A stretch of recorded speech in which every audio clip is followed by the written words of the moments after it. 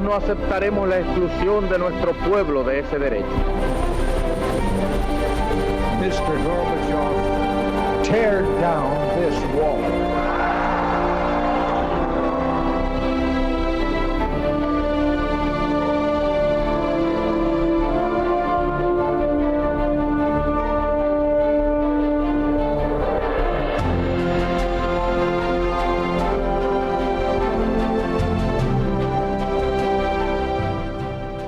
Buenas noches, señoras, caballeros. La semana pasada en Madrid el Colegio de Abogados acogía un singular acto que básicamente venía a tratar de defender la compatibilidad entre masonería e Iglesia. Aún más, en medios de conocedores ya se avanzaba la idea de que la legislación pronto contemplará como delito el hablar mal de la masonería, una especie de masofobia.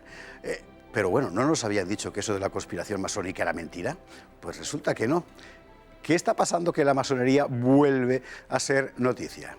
Un vídeo, y lo vemos con el profesor Alberto Bárcena, que acaba de publicar un libro precisamente sobre Iglesia y masonería. Vamos allá. No es posible explicar la historia del mundo moderno sin hacer referencia a la masonería. Fundada en el siglo XVIII, inspirada supuestamente en los viejos gremios de constructores de la Edad Media, la masonería aparece detrás de todos los grandes cambios que construyeron la modernidad.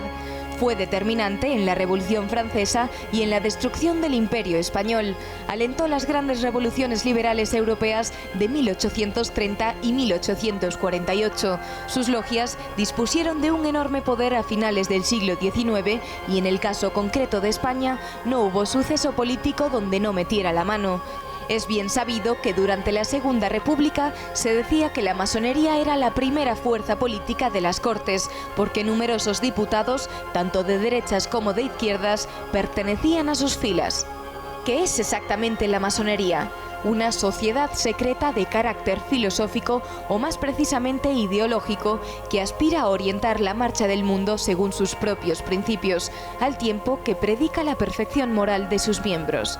¿Y cuáles son esos principios?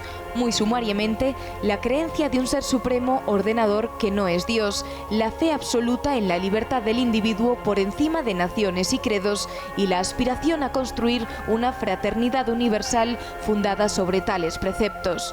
Hay dos grandes obediencias, la inglesa y la francesa. Esta última se ha caracterizado siempre por su mayor radicalidad, pero en lo sustancial las dos comparten los mismos fundamentos. Esos principios encajan absolutamente con la visión moderna del mundo y por eso a la masonería le ha correspondido un papel de vanguardia en casi todos los grandes cambios de Occidente que ha vivido desde la Revolución Francesa.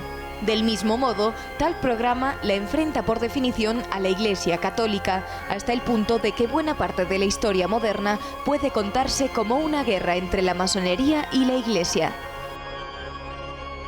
Y Hoy la masonería sigue existiendo y, por supuesto, actuando. En países como Francia o en las naciones hispanoamericanas, su influencia es pública y notoria y habitualmente se recoge en los medios de comunicación. En otros contextos culturales es menos visible, pero su influencia no es menor. Por otra parte, su espíritu aparece claramente en las iniciativas que desde hace 40 años vienen construyendo el llamado mundo global. No, nunca es intempestivo hablar de la masonería, quizás hoy menos que nunca. Don Alberto Bárcena, muy buenas noches de nuevo. Bienvenido a Tiempos Modernos otra vez para hablar de un asunto que además es el de tu último libro, de Iglesia y Masonería.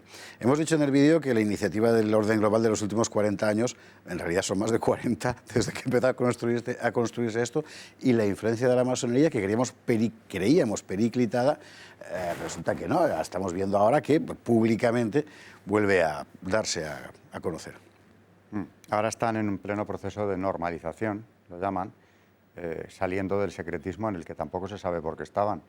Porque si es una asociación que está legalizada desde la transición, así es, que lo consiguieron mediante sentencia firme, pero ya están legalizados, ¿por qué tanto secreto y ocultismo?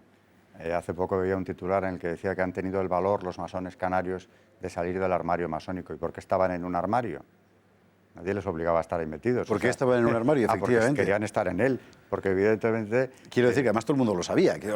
Cuando yo recuerdo cuando la Fundación Cibes del gobierno Zapatero saca la educación para la ciudadanía, todo el mundo sabía que era precisamente ese mundo, ¿no? Claro, lo que pasa es que, por ejemplo, ya cuando las grandes decisiones políticas es mejor no dar esa imagen. Ya. Porque realmente que haya una sociedad secreta que marca las pautas de las políticas del gobierno no queda bien, porque en el fondo no deja de ser una prostitución de la democracia, ¿no? Lo fundamental en el curso de los últimos 300 años, por así decir, es el enfrentamiento cerval, y además, en fin, irreconducible entre la masonería y la Iglesia. Lo que hemos visto en los últimos semanas, meses, es el intento de conciliarlas. ¿Es posible conciliarlas, como se pretende desde tantos ámbitos? En absoluto. Y además, decía el cardenal Rabasi hace ya un año que había que abrirse al diálogo, que era conveniente abrirse al diálogo entre masonería y Iglesia, pero si ese diálogo se ha dado. Es más, los obispos alemanes, la Conferencia Episcopal Alemana mantuvo 6 años de reuniones con la Gran Logia de Alemania a ver si era posible ya llegar a admitir esa doble pertenencia. Y el resultado es categórico. Publican en el Observatorio Romano los obispos que no, de ninguna manera. La masonería es la de siempre, dicen, y no se puede pertenecer a ella siendo católico. Y la razón es que la masonería parte de la negación de Dios personal. Bueno, ellos dicen que aceptan cualquier clase de religión. Ya. Lo único que no, en la masonería regular, es al estúpido ateo. Pero claro, todo lo que no sea un ateo, el que reconozca al gran arquitecto del universo como divinidad, pues tiene cabida. Pero claro, ¿quién es el gran arquitecto del universo? Desde luego, el Dios de la revelación no es. Eso por supuesto que no. Y según ellos cabe cualquier personalidad, cualquier divinidad, incluso puede ser tomado como algo simbólico, cabe Lucifer también sin ningún problema, en fin, lo que cada uno entienda que es ese gran arquitecto, ¿no? Es un poco el Dios de los deístas, un Dios nebuloso, pero es todavía más amplio en el sentido de que ahí cabe lo que el individuo quiera profesar como propio, ¿no? Y eso que suena, porque nos lo han enseñado ellos durante 300 años, muy tolerante y muy democrático, lo que es la imposición de un dogma relativista que, como decía Juan Pablo II en Centésimos Annus, quien no sea relativista ya hoy en día, quien se adhiere a la verdad, decía el Papa, ya no resulta fiable desde un punto de vista democrático. Esa imposición del dogma relativista parte de ahí y tiene mucho que ver con ese concepto religioso de la masonería. Entendido. Bien. ¿Por qué es peligrosa? Porque fija estrategias, aparte de guardar el secreto, por más que digan que todo es transparente, no lo es en absoluto y sigue sin serlo, ¿no? Fija estrategias, es jerárquica, hay unas obediencias que seguir, con graves castigos para quien viole el secreto, y me consta que se aplican, de una manera más o menos tradicional. Estaba contemplado el castigo físico con pena de muerte, ¿no?, en muchos casos, y a muchos masones les ha costado la vida violar ese secreto, pero que hay castigo, le hay. A día de hoy, claro que le hay por abandonar una logia y, sobre todo, empezar a divulgar lo que ocurría allí dentro. Entiendo. Y ese secreto, naturalmente, como decía el propio John Kennedy en un discurso famoso a la Asociación de la Prensa en 1961, era lo que estaba hurtando la democracia, porque por detrás de ella, en partidos políticos, en organizaciones nacionales e internacionales, hay otras estrategias, hay otras obediencias y hay otros intereses que no coinciden con los de la nación precisamente. Por tanto, quien esté en la vida pública, en la función pública, sin ir más lejos, jueces, por ejemplo, que ha sido un estamento muy trabajado por la masonería, debería declarar esa condición. Exactamente. Porque ya le convierte en alguien muy sospechoso para el bien común, ¿no? Para quien crea que el profesor Bárcena exagera, nosotros exageramos. Quiero recordarle que, por ejemplo, Alain Juppé, en las primarias de la derecha francesa recientes, hace unos pocos meses, presentó su programa de educación y laicidad en la Logia de París, y además están las invitaciones que las publicamos en Twitter todos, en fin, fue una cosa bien conocida. No estamos hablando de fantasmas, pero quizá la pregunta es ¿hasta qué punto hoy son precisas las logias cuando las estructuras de poder, por su parte, ya aplican sus principios sin necesidad de formar parte? Bueno, es que es verdad que el legado masónico, después de 300 años que se van a cumplir ahora, desde la fundación de la masonería, ese legado ha ido permeando a las sociedades occidentales, de manera que muchos de sus postulados ya son casi comunes. Ese relativismo del que hablaba ahora es una herencia masónica. Ahora, las logias siguen teniendo su importancia por supuesto, es la vía por la que promocionan muchos de ellos. Ahora es cierto que hay estructuras por encima de esas logias, de las grandes logias incluso, que tienen un poder mucho mayor.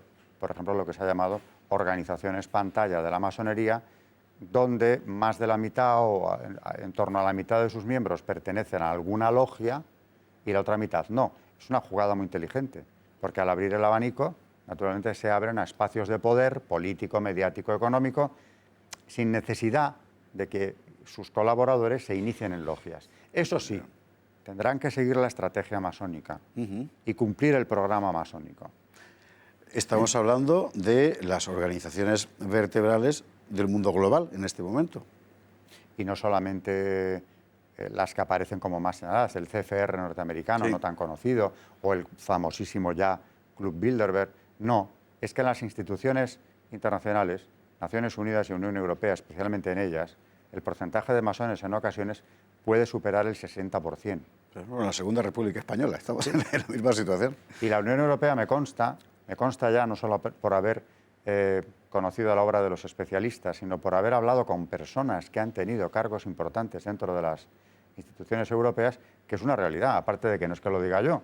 Los laboristas ingleses en el 85 presentan un proyecto de resolución ante el Parlamento Europeo, una demanda denunciando la falta de transparencia y el hecho de que sus carreras se quedaban congeladas porque méritos y antigüedad no contaban nada. Al final venía el masón con el apoyo de sus hermanos de logia y pasaba por delante de ellos. Eso lo denuncian y queda registrado. Ajá.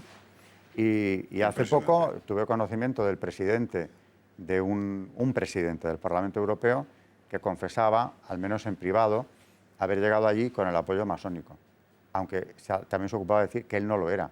Pero claro, la gran pregunta que había que hacerle era, ¿y entonces? Sí, ¿Por qué te auparon precisamente hasta ahí? Esa es la estrategia. O sea, sin necesidad de pertenecer a una logia concreta, si entras en esa trama, puedes alcanzar cargos como ese, inclusive. Bueno, dicen que fue la carrera de Azaña en su momento, ¿no? Que él no pertenecía y que al final es el elevado por ellos, ¿no? Bueno, Azaña se inicia siendo ya ministro, porque, bueno, presidente incluso del gobierno, en la Segunda República del año 32. Exactamente. Ya por fin entra en una logia, no porque le aupen, sino porque comprende que si quiere tener el control de la vida política española en ese momento, necesita estar dentro.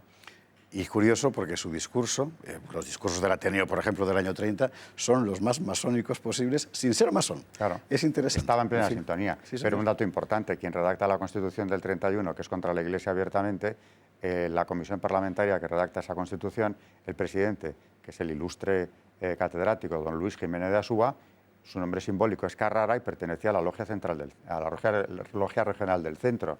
Así se entiende el texto constitucional. Así se entiende el texto constitucional y tantas otras cosas. El tema es inagotable. Aquí no lo agotaremos, pero volveremos sobre él. De momento, iniciación, y nunca mejor dicho, al tema de la masonería a partir de este libro Iglesia Masonería del profesor Alberto Bárcena. Volveremos sobre ello. Muchísimas gracias por estar ahí y hasta mañana.